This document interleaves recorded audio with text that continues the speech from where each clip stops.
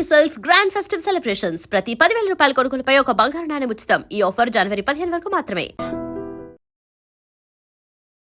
నమస్కారం. I dream సనాతన వైభవం కార్యక్రమానికి స్వాగతం. నేను మీ విజిత.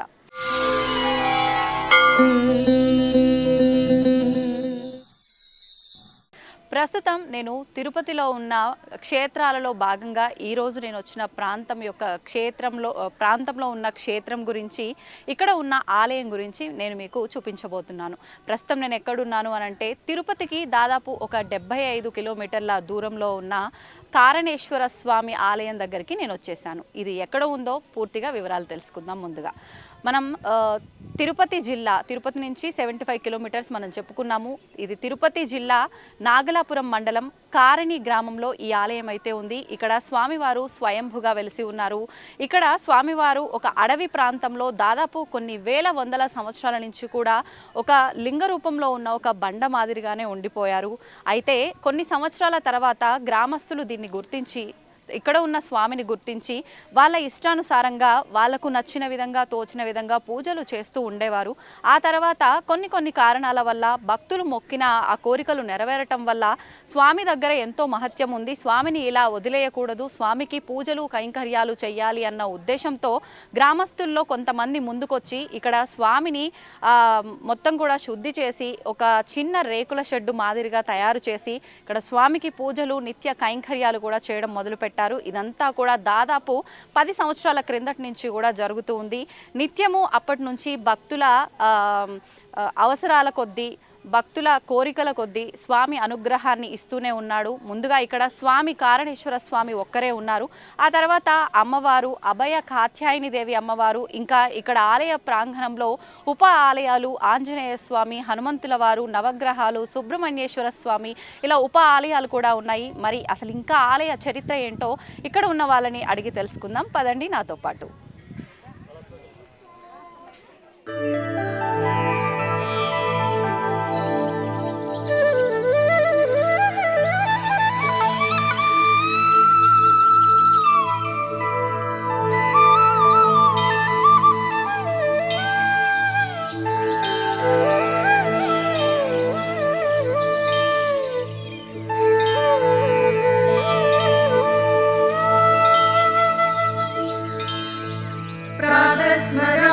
गणनाथमनाथबन्धुं सिन्धूरपूरपरिशोभितगण्डयुग्मम् उद्दण्डविघ्नपरिखण्डनचण्डदण्डम् आखण्डलादिसुरनायकवृन्दवन्द्यम् प्रातः स्मरामि गणनाथमनाथबन्धुं सिन्दूरपूरपरिशोभितगण्डयुग्मम् उद्दण्डविघ्नपरिखण्डनचण्डदण्डम् आखण्डलादिसुरनायकवृन्दवन्द्यम् कलाभ्यां चूडालङ्कृतशशिकलाभ्यां निजतपः फलाभ्यां भक्तेषु प्रकटितफलाभ्यां भवतु मे शिवाभ्यामस्तौ गत्रिभुवन शिवाभ्यां हृदि पुनर्भवाभ्याम् आनन्दस्फुरदनुभवाभ्यां नतिरियम् नमस्ते नमस्ते महादेव शम्भो नमस्ते नमस्ते दयापूर्ण सिन्धो नमस्ते नमस्ते प्रसन्नात्मबन्धो नमस्ते नमस्ते नमस्ते महेश. సాధారణంగా భక్తులంతా కూడా ఆలయంలోకి స్వామి పైన భక్తి కొద్దీ వెళ్తుంటారు, కామ్యాల కొద్దీ వెళ్తుంటారు. అయితే అలాగే ఇక్కడ కారణేశ్వర స్వామి దగ్గరికి వచ్చే భక్తుల్లో కూడా ఏదో ఒక కామ్యంతో, ఏదో ఒక కారణంతో మాత్రమే రావాలి అని చెప్పి ఇక్కడ భక్తుల విశ్వాసం. అయితే అందులో భాగంగా ప్రస్తుత ఈ ఆలయానికి సంబంధించిన ధర్మకర్త విజయ్ గారు అని చెప్పి ఉన్నారు. వాళ్ళ నాన్నగారికి ఆరోగ్యం బాలేకపోవడంతో ఆయన ఇంకా కండిషన్ చాలా సీరియస్ కండిషన్ అన్న పరిస్థితుల్లో ఇక్కడ స్వామికి నమస్కారం చేసుకొని ఆయన ఆరోగ్యం బాగుపడాలని మొక్కుకున్న కొద్ది రోజుల్లోనో వారాల్లోనో ఆయన ఆరోగ్యం నార్మల్ అయిపోయింది. ఆయన చాలా చక్కగా రికవరీ అయ్యి ఇంటికి వచ్చేసారు అని చెప్పి ఆయన నమ్మి ఆ తర్వాత ఇంకా ఈ అనుగ్రహము, ఈ స్వామి అనుగ్రహం మా పైన ఉన్న అనుగ్రహం అందరిపైన ఉండాలన్న కాంక్షతో ఆలయాన్ని కొంతమంది సహాయంతో డెవలప్ చేయడం అయితే జరిగింది. అదేవిధంగా నేను ఇక్కడ భక్తులతో మాట్లాడిన తర్వాత నాకు తెలిసిన ఇంకొక విషయము, తమిళనాడుకు సంబంధించిన భక్తులు ఒక 20 సంవత్సరాలుగా వివాహ వయస్సు దాటిపోయినా కూడా వివాహం కాని వారు ఇక్కడికి వచ్చి నమస్కారం చేసుకొని స్వామికి వాళ్ళ కోరికని విన్నవించుకున్న కొద్ది రోజుల్లోనే వాళ్ళ వివాహం కూడా జరిగింది అని చెప్పి ఇక్కడ భక్తులు చెప్పడం జరిగింది. ఇలా ఇక్కడ కారణేశ్వర స్వామికి సంబంధించి ఎన్నెన్నో విశేషాలు దాగి ఉన్నాయి. అవన్నీ కూడా మనం లోపలికి వెళ్ళి ఆలయ అర్చకులు కుప్పుస్వామి గారు ఉన్నారు, వారితో మాట్లాడి సవివరంగా తెలుసుకుందాం రండి. నమస్కారం స్వామి. ఓం నమ శివాయ. శంభో శంకర. స్వామి, అంటే ఈ ఆలయానికి ప్రత్యేకించి ఒక విశిష్టత ఉంది అని చెప్పి, ముందుగా స్వామివారి పూజలన్నీ అందుకునేవారు కాదు కొన్ని సంవత్సరాల క్రిందట అని చెప్పి, అంటే గత 100 సంవత్సరాల క్రిందట నుంచి ఒక అడవి ప్రాంతంలో స్వామి ఒక రాతిలాగానే ఉండిపోయారు. తర్వాత గ్రామస్తులు చూసి ఈ పూజలు, ఈ కైంకర్యాలన్నీ కూడా మొదలు పెట్టడం జరిగిందని చెప్పి నేను వినడం జరిగింది. ఒకసారి స్వామి గురించి, ఈ విశిష్టత గురించి తెలియజేయండి. ఓం నమ శివాయ. ఇది వచ్చి ఫారెస్ట్ ల్యాండ్, ఇది మొత్తమే ఏదో మా ఆలయాన్ని చేయాలనుకొని మేము స్టార్ట్ చేసినాము. గ్రామస్తులు కొంచెం హెల్ప్ చేసినారు. అయ్యవారి దేవుడి దగ్గర తలుచుకొని ఏదైనా ముఖ్యమైన పనులు, ఏదైనా పిల్లకాయలు లేదు, ఏదైనా పని కావాలనుకున్నప్పుడు వచ్చి చేసుకుంటా ఉండడం వల్ల ఈ 10 సంవత్సరాల్లో గుడి ఈ విధంగా డెవలప్మెంట్ అయింది అంటే శివయ్య వల్లనే. కానీ ఇక్కడ ఉన్న మొత్తము విగ్రహాలు వచ్చి భక్తులు తీసి పెట్టింది, మేమేం పెట్టలేదు. పాడుపడిపోయింది. గ్రామస్తులు అందరికీ, ఇక్కడ ఉన్న ప్రతి గ్రామస్తులు ఉండే వాళ్ళకి ఈ విగ్రహం గురించి తెలుసును, కానీ ఏమి పరామర్శించుకోకుండా వదిలేసినారు. మనం 2015లో వచ్చి స్టార్ట్ చేసినాము. ఇప్పటికి దారి కూడా లేదనమాట. ఇది మొత్తమే దారి కూడా లేదు. ఏదో భగవంతుడి ధర్మాన ఈ రోజుకి ఈ వర్క్ మొత్తమే అంటే భక్తులు ఇది ఇచ్చినది. వాళ్ళ కానుకల మీద ఇప్పటికీ పూజలు పురస్కారాలు జరుగుతూ ఉన్నది. నిత్య నైవేద్యాలు, ప్రసాదాలకు, పిల్లకాయలు లేని వాళ్ళకి, పిల్లకాయలు ఉద్యోగాలకు, వాళ్ళ సమస్యలు ఏదో ఉన్నాయంటే ఆయన తీర్చిపెట్టేదాని వల్ల ఇంత దూరం మన ఈ అడవి ప్రాంతంలో ఆయన చేసిన పుణ్యమో లేదు మేము చేసిన పుణ్యమో మాకు తెలియదు. కానీ ఈ 10 ఏళ్ళలో ఇంత దూరం తీసుకొచ్చిన అంటే ఆయన భక్తులు ఇది. అంటే కొన్ని వందల సంవత్సరాలు, వేల సంవత్సరాల నుంచి స్వామి అడవి ప్రాంతంలో ఉన్నారో, అసలు ఎందుకు ఉన్నారో కూడా మనకేమి తెలియనప్పటికీ మీరు గుర్తించి మాత్రం 10 సంవత్సరాలు అవుతుంది. అంటే 2000 దాదాపు 2015, 14 ప్రాంతంలో మీరు గుర్తించారు. అసలు అంటే అప్పటికి భక్తులందరికీ స్వామి విగ్రహం అక్కడ ఉందని తెలుసు అన్నారు. అవును, మరి వస్తూ ఉండటం అదే ముఖ్యమైన రోజులు, ఇదే సోమవారం, కార్తీక సోమవారం అట్ టైంలో చిన్న ఒక డబ్బా ఒక పెట్టేసి దాంట్లో దీపం పెట్టుకొని వెళ్ళిపోతా ఉంటారు. అంటే దారి ఎవరు లేదు, వాళ్ళు వచ్చి దీపం పెట్టుకొని ఏమి ఉండదు. అసలు రేక్ సెట్ కూడా ఏమి లేదు, ఓపెన్ మొత్తమే అడవి ప్రాంతం, ఓపెన్. ఏదో చిన్న దారి మారి ఉంటుంది, దాంట్లో వస్తా పోతా భక్తులు ఏదో వాళ్ళు దీపం పెట్టుకొని పెందలకాడ వెళ్ళిపోతా ఉంటారు. ఏంటంటే అడవి ప్రాంతాన్ని ఏదో పగుల్లో వచ్చి వెళ్ళిపోతా ఉన్నారు. మనం వచ్చిన తర్వాత ఇప్పుడు ఒక 5-6 సంవత్సరాలు కానీ కొంచెం డెవలప్మెంట్ అయింది. మీరు 2015లోనే 15 నుండి స్టార్టింగ్ నుండి. అంటే మీకు అక్కడ విగ్రహం ఉంది, మీరు అంటే రావాలి అని ఎవరైనా పిలిపించారు? లేదు, అంటే భక్తులు చెప్తా ఉన్నారు విగ్రహం ఉంది, చేసేవాళ్ళు లేదు, పరామర్శలేదని. నా సొంత ఊరు వచ్చి నాగలాపురము, చిత్తూరు జిల్లా, ఇప్పుడు తిరుపతి జిల్లా అన్నారు. ఉండేది నాగలాపురం నేను. కానీ ఏదో అయ్యారు ఒక ఆయన, ఎందుకో ఆడ దీపం పెట్టేవాళ్ళు ఎవరు లేదంటే మా ఫ్రెండ్షిప్లు అంతా ఒక 10 మంది 20 మంది చేరుకొని అందరూ చేరుకొని ఏదో ఈ రోజుకి ఈ దీపం పెట్టింది అంటే ఆ 20 మంది చేరుకొని చేసినాం. అంటే అంతకుముందు మనకి ఏ కరెంటు కానీ ఏది కానీ మనకి ఇక్కడ ఏ సౌకర్యం లేదు, అన్నీ ఆయన ఏర్పరచుకున్నారు. ఈ 20 మంది చేరి కొంచెంగా వాళ్ళ సహాయం చేసుకొని మేము ఇంత దూరం తీసుకొని వచ్చినాము. ఆ భక్తులు ఈకి లేదంటే ఈ రోజు కూడా మేము ఏం చేసి ఉండలేము. కానీ భక్తులు సహాయం చేసిన దానివల్ల ఆయనగా ఇది మాకు ఇప్పుడు సలదనంగా జరుగుతూ ఉంది. అంటే స్వామి మీ అందరితో భాగస్వామ్యమై ఆయనకు ఈ రకంగా కైంకర్యాలు చేయించుకోవాలని నిర్ణయించుకున్నారు. అది ఆయనగా తెలియాలి. అలా అవన్నీ కూడా సాఫీగా సాగిపోతున్నాయి. అది ఆయనగా తెలియాల. మనకి నేను ఉన్న పరిస్థితి, నేనుండే దీనికి ఈ స్థలంలో నిలబడే ఇది కూడా నాకు లేదు. కానీ ఈ రోజుకి నేను ఆయన దగ్గర నిలబడినంటే అది నేను పూర్వ పుణ్యమో లేదు నేను చేసుకున్న పుణ్యమో ఆయనగా తెలియాల. ఏదో ఆ వచ్చే భక్తులు చేసే దానివల్ల వాళ్ళకి మంచి జరగాల, వాళ్ళు 10 మంది రావాలనేది నా అభిప్రాయము. ఓం నమః శివాయ. ఇప్పుడు స్వామికి పేరు కూడా అంటే కారణేశ్వర స్వామి మనమే అని చెప్పి పెట్టింది. మీరు పెట్టుకున్న పేరే అంటే పూజలు అందుకోవడం ప్రారంభించిన తర్వాతనా? పూజ స్టార్ట్ చేసినప్పుడే మన దేవుడికి ఏదైనా పేరు పెట్టాలని ఒక 5-6 పేర్లు అడిగినాము. చెన్నైలో ఇదే కారణేశ్వర టెంపుల్స్ ఒకటి ఉండదు, చెన్నైలో ఉంది.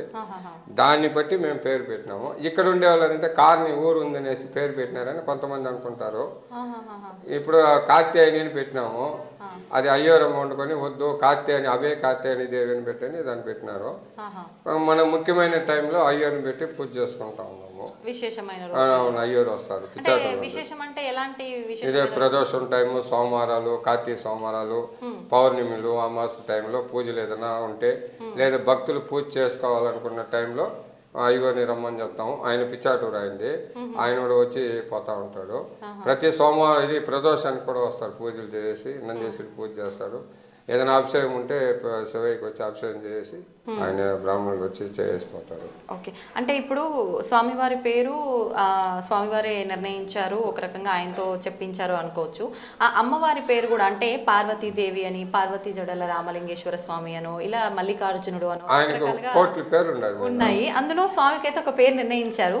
అమ్మవారి పేరు అంటే వీళ్ళిద్దరూ జంటగా అన్నట్లుగానే ఏ రకంగా నిర్ణయించారు? నేను వచ్చి ఇప్పుడు ఏంటంటే అభయంలో అంటే అభయం ఇచ్చే కాత్యాయని దేవి అంటే మనకి ఆశీర్వాదించాలా అంటే అభయం ఇచ్చే వల్ల అభయ కాత్యాయని దేవి అని పెట్టినాము. కారణం లేకుండా కారణేశ్వర గుడికి రాకూడదు అనేది మా ఉద్దేశం. అంటే ఏదో ఒక కారణం లేనిది కారణేశ్వర గుడికి రాకూడదు. దాన్ని బాగా అర్థం చేసుకోవాలి. కారణేశ్వరుడు అనేసి చాలా మంది గుడి అని చెప్పేది దేవుడు అని చెప్పేది కాదు. కారణేశ్వరుడు అంటే కారణం లేకుండా కారణేశ్వర గుడికి పోకూడదు. అక్కడ పని అవ్వాలా, మనకి పోయి చూసుకొని రావాలా. కారణం లేకపోతే కారణం లేకుండా ఇప్పుడు ఇక్కడ చాలా మంది చెప్తా ఉంటారు, మేము 2 ఏళ్ళుగా పోతా ఉన్నాము, 3 ఏళ్ళుగా తిరుపతికి పోతా ఉన్నాము, చెన్నైకి పోతా ఉన్నాము, మీ గుడికి రానుమాలేదంటారు. ఫస్ట్ ఒక్కసారి మీరు ఇక్కడ వచ్చి సంతకం పెట్టేసినారంటే ఆటోమేటిక్గా మీరే వస్తారంటున్నాం. ఏమంటారు, మీకు కారణం లేకుండా తోసి పెట్టేసి ఉంటాడు, కారణం వచ్చిన దానివల్ల మేము తోడుకొచ్చి వదిలినాడు అనేది. అంటే ఇక్కడికి రావాలన్నా కూడా కోరికలు కూడా ఇప్పుడు మీరు రావాలనేసి మేము అనుకోలేదు కదా, మరి ఇప్పుడు దీన్ని ఎవరు చేయించింది? మనం ఇద్దరిని ఇక్కడ నిలబెట్టింది ఎవరంటే ఆయనే. కారణం లేనిది కారణేశ్వరుడు లేదు ఇక్కడ. కారణం ఉండాలా, కారణేశ్వరుడు ఉండాలా, రెండు కలిపి ఉన్నామంటే కారణేశ్వరుడు అని పొడుగ్గా వస్తుంది. ఇప్పుడు ఒక పనిగా మనం బయట పోవాలనుకుంటే ఆ పని ఏమనేది మనం ముందుగా యోచన చేస్తాం కదా. ఆ మాదిరిగా గుడికి పోవాలనుకుంటే కారణేశ్వరుడికి పోయి రావాలనేసి ఒక కారణం లేకుండా వాళ్ళు రారేడికి ఏదో వాళ్ళ బాధలు కొన్ని ఉంటాయి, అది తీర్చి కూడా పెడతా ఉంటాడు. ఇక్కడ చుట్టుపక్కల పిల్లకాయలు లేదన్నా కూడా వాళ్ళు కొంగు వచ్చించి గుడి వెనకాల చెట్టుకి మారేడు చెట్టుకి కట్టేసిపోతారు. వెనకాల పిల్లకాయలు లేదంటే సంతానం లేదని వాళ్ళకి వాళ్ళు కొంగు చించి కట్టేసిపోతారు. అంటే ఇక్కడ ఇది మారేడు చెట్టు, అంటే తమిళ్లో అంటే విల్లువేలు అంటారు. విల్లువేలు తెలుగులో వచ్చి మారేడాకు. ఇప్పుడు ఆ చెట్టుకి వాళ్ళ కొంగు కట్టి ప్రదక్షిణలు చేయడము లేదు లేదు, మేము 3 సోమవారాలు రమ్మంటాము. సోమవారం వచ్చి కవస తినకూడదని చెప్తాం ప్రతి సోమవారం. అంటే మామూలుగా గుడికి వచ్చినా రాకపోయినా సోమవారం టైంలో కవస తినబాకని మేమే చెప్తాము. వాళ్ళ కులదేవుడు ఏదైనా ఉంటే ముక్కొని వచ్చి చేయమని చెప్తా ఉంటాము. అది అంటే ఇప్పుడు 3 వారాలు ఖచ్చితంగా రావాలన్నారు. వచ్చిన ప్రతి వారం ఏదైనా ఇక్కడ అదంతా ఏం లేదు, దర్శనం చేసుకొని అంతే. ఖచ్చితంగా 3 వారాలు అయిపోయిన తర్వాత 3 వారాలు అయిన తర్వాత ఏం చేయాలంటే ఈ కట్టుకోండి 3 ఒకే చీర 3 వారాలు కట్టాలి. సోమవారం అదే చీర ఫస్ట్ వారం కట్టుకునేది 3వ వారం వచ్చి స్నానం చేసి ఆ చీర వచ్చి ఇక్కడ స్థల స్నానం చేసి గుడి తిరిగేసి ఆ చీర ఇప్పుడు ఏట్లో వేసి వేరే చీర కట్టుకోపోతా ఉండాల్సిందే. అంత ఇంకేం లేదు పరిష్కారం. అలా చేసిన తర్వాత సుమారుగా ఎంత కాలానికి సంతానం జరిగినట్లుగా ఇక్కడ కొంతమందికి 6 నెలలు నిల్చుండది, సంవత్సరంలో నిల్చుండది, అది భగవంతుడు. ఇది పిల్లకాయలు చాలా మంది ఇది అయి ఉన్నది. అదంతా లవర్ మేనేజర్ కూడా చాలా అయిపోయింది. అంటే ఇప్పుడు కాదు, మనం వచ్చిన కొత్తలో ఓపెన్ ఏమి ఉండదు, గుడి లేదు, బీగాలు లేదు, వాళ్ళ పాటుకు వచ్చి దండం పెట్టుకోమంటా ఉంటారు. గేట్లు కూడా ఉండవు. మనకు వేసినప్పుడు 15 వచ్చి రేక్ సెట్ మరి ఉండదు, తలుపులు గిలుపులు ఏముండదు, ఏముండదు. మనం కూడా రాత్రులు ఒక 5 అయిపోయినట్టు ఇంటికి వెళ్ళిపోవాలి. ఏంటంటే కరెంటు కూడా ఉండదు అప్పుడు వచ్చిన కొత్తలో 15లో. వచ్చిన తర్వాత ఇప్పుడు మనకి కరెంట్లు ఇదంతా కొంచెం భక్తులు కొంచెం హెల్ప్ చేసి ఇక్కడ ఉండే వాళ్ళు 20 మంది పైన, మన గుళ్ళో వాళ్ళు 20 మంది పైన ఉన్నారు. వాళ్ళందరూ చేరి తలా ఒక చెయ్యి వేసిన దానివల్ల ఇంత దూరం చేసినాము. అదే కాకుండా వేల సంఖ్యలో భక్తులు ఇచ్చిన కాணிకల మీదనే ఈ గుడి జరుగుతూ ఉంది ఈరోజు కూడా. సుమారుగా అంటే ఎంతమంది భక్తులు వస్తుంటారు స్వామి? అది చెప్పలేమమ్మా. మామూలు అంటే ఇప్పుడు కార్తీక సోమవారం అంటే ఒక 50 మంది 100 మంది కూడా రావచ్చు. మామూలు సోమవారం అయితే 10 మంది 5 మంది రావచ్చు, లేదు లోకల్ అంతే. బయట ఏదో ఇప్పుడు మనకు అది కాకుండా బస్సు వసతి తక్కువ ఇక్కడ, దిగి రావాలా, పల్లిగుండేశ్వర కాడ దిగి ఇక్కడికి నడిచి రావాలా. లేడీస్ వచ్చేది కష్టం, పొద్దుపోయిందంటే 5 పైన. వెహికల్స్ ఏదైనా ఉంటే రావచ్చు. పొద్దున 6 నుండి మధ్యాహ్నం 12:30 గుడి తెరిచే ఉంటుంది. 12 నుండి మళ్ళీ 2:30 నుండి మళ్ళీ 5:30 వరకు గుడి తెరిచే ఉంటుంది. ఎవరినో వచ్చి దర్శనం చేసుకొని పోతానే ఉంటారు. మేము అట్లా గుడి మూసిన టైం కూడా తలుపు స్టీల్ గేట్ మాత్రమే వేసి పెడతాం. గ్రిల్స్ ఉంటాయి, అంతే. స్టీల్ ఏది క్లోజ్ ఉండదు. దేవుడు బయట ఉండి కూడా చూసుకొని పోతా ఉంటారు. ఆ 12:30 పైన కూడా మనం స్టీల్ గేట్ మాత్రం ఓపెన్ లో ఉంటుంది. బయట ఉండి కూడా దేవుడు దర్శనం చేసుకొని పోతారు. మనం ఫుల్గా లాక్ చేసేది అంతా ఇంకా చేయలేదు. ఇంక మీద అది ఆయన ఏం చేస్తాడో అది మనకు తెలియదు. అంతే అంతే. అంటే ఇదంతా నిర్మాణం అంతా కూడా ఒక 2 సంవత్సరాల క్రింద మాత్రమే. అంటే ఈ కరోనాకు ముందు జరిగిన కుంభాభిషేకం జరిగినది కూడా కరోనాకు ముందే జరిగింది. ఆ తర్వాత కరోనా వచ్చి అట్లా కొన్ని పనులు ఏ పనులు చేయలేని పరిస్థితి ఆగిపోయింది. దాని ఏంటంటే భక్తుల దగ్గర కూడా బ్లాక్ పని నిలిచిపోయింది, డబ్బులు నిలిచిపోయింది, వర్క్లు నిలిచిపోయింది. ఇంకా వాళ్ళు మాత్రం ఏడో డొనేషన్ మనం ఆడతాము. ఏదో ఇప్పటికీ జరుగుతూ ఉంది. అంతా ఆయన ఇది. అంతే అంతే. ఇంకా అంటే మనకు స్వామివారితో పాటు అభయ కాత్యాయని అమ్మవారితో పాటు ఉప ఆలయాలు ఇంకేమున్నాయి స్వామి ఇప్పుడు మన ఆలయ ప్రాంగణంలో? వినాయకుడు ఉన్నారు, గణపయ్య, చండికేశ్వరుడు ఉన్నారు. వెనకాల శివలింగం మాదిరిగా ఒక శివలింగం పెట్టి చేసినాం. ఎందుకంటే భక్తులు ఎవరన్నా పాలాభిషేకం చేయాలన్నా అక్కడ చేస్తున్నాము. ఇది బాలమురుడు ఉన్నారు, ఆ పక్క బాబా ఆంజనేయులు ఉన్నారు, కాలభైరవుడు ఉన్నారు, నవగ్రహాలు ఉంది. నవగ్రహాలు కూడా ఇక్కడనే ఉంది. కాలభైరవ గుడి ఉంది. మొత్తం ఇక్కడనే ఉన్నారు. ఇద్దరే లేనిది ఇక్కడ. ఎవరిద్దరు? అయ్యప్పను ఏడుకొండ ఒకటే లేదు, మీకు అందరూ ఉన్నారు. అంటే రాబోయే కాలంలో అది ఆయన ఇష్టం, మనదేం లేదు. అంతే. ఇప్పుడు మేము అనుకోలేదు కదా ఆంజనేయుల గుడి. అసలు మనం శివుడి గుడిలో కొన్ని చోట్ల ఆంజనేయుల గుడి ఉండదు, కొన్ని చోట్ల ఉంటుంది. ఇది అడవి ప్రాంతం కాబట్టి ఆయనకి కొండ అంటే ఇష్టం కదా, అందువల్ల ఆంజనేయుల విగ్రహం పెట్టినాము. బాబాను ఉన్నారు, బాలమురుగుడు ఉన్నారు, అందరూ ఉన్నారు. ఇంక ఇద్దరే ఉండవు, వాళ్ళు ఒక ఇద్దరుగా ఉన్నారు. వాళ్ళు ఎప్పుడు ఆయన తెచ్చి పెట్టుకుంటారు నాకు తెలియదు. మీరు దాదాపు అంటే ఇన్ని సంవత్సరాలుగా 10 సంవత్సరాల పైనే స్వామివారికి సేవలు చేసుకుంటూ ఉన్నారు. మొదట స్వామి పూజలు అందుకున్న దగ్గర నుంచి ఇక్కడే ఉన్నారు. కొన్ని సందర్భాల్లో చెప్తూ ఉంటారు స్వామి ఏదో ఒక రూపంలో వచ్చి వాళ్ళు ఆయన చేయించుకోవాల్సిన ఎవరికో ఒకరికి కల్లో రావటమో ఏదో రూపంలో వచ్చి చెప్పించడమో చేస్తూ ఉంటారని. మీకు అలాంటి అనుభవం ఏదైనా జరిగిందా ఇప్పటి వరకు? నాకు ఉన్న అనుభవాన్ని నేను ఎవరికి చెప్పుకోను. నేను ఏదైనా ఒకటి అడిగితే కూడా భగవంతుడి మీద మీ శ్రద్ధ మీరు భగవంతుడి మీద పెడితే మీకు ఫలితం దొరుకుతుందని చెప్పేస్తాను. ఏంటంటే నాకు జరిగేదాన్ని నేను ఆయన దగ్గర ఉండేదాని వల్ల నన్ను ఏమంటానంటే మనం వచ్చినావు మొన్న నా కళ్ళ వచ్చింది మరీ జరిగిందని అనుకో, ఆ స్వామి మీద అబద్ధాలు చెప్తాడంటారు. బాగా వచ్చిందండి. నాకు రాత్రిలో పండుకున్నా సరే, కూర్చున్నా సరే, నిద్రపోయినా సరే, తిండి తింటా ఉన్నా కూడా ఏది తప్పు చేసినా మంచి చేసినా నాకు ఎన్ని టైం కంట్లో కనబడుతూనే ఉంటారు. రేపు ఏం పూజ చేయాలా, ఏమి అభిషేకం చేయాలా, ఏమి అలంకారం చేయాలని రాత్రిలోనే అది ఆటోమేటిక్గా వచ్చేస్తుంది. రేపు చేయబోయే అలంకారం నా కంట్లో కనపడతా ఉంటుంది. నేను దాన్ని చెప్పినామనుకో వీడు బయట కూడా ఉంటారు. కొంతమంది ఏంటంటే వాడు అక్కడనే ఉంటాడు, ఏదో ఒకటి చెప్తా ఉంటాడు అంటారు. అది మనకు రాకూడదు. నాకేంటంటే ఈరోజు మనం ఇది చేయాలా, ఈరోజు ఈ అభిషేకం చేయాలా, ఈ అలంకారం చేయాలని నా ఉద్దేశం వచ్చిన రోజు ఆయనకి అభిషేకం చేసుకొని ఆ అలంకారం చేసుకొని నా పాటిని పోతా ఉంటాను. నిత్యము ఎలాంటి పూజలు అంటే అభిషేకం నిత్యం జరుగుతుంది? నిత్యం పాలాభిషేకం ఉంది, రోజు పాలాభిషేకం ఉంది. మరి స్వామికి ప్రీతికరమైన రోజు మన భక్తులందరూ నమ్మేది సోమవారం. కార్తీక సోమవారం అనేది ఇప్పుడు మామూలు. సోమవారం అనేది ప్రతి సోమవారం ఉంది. పౌర్ణమి రోజు సాయంకాలం అభిషేకం కూడా ఉంది.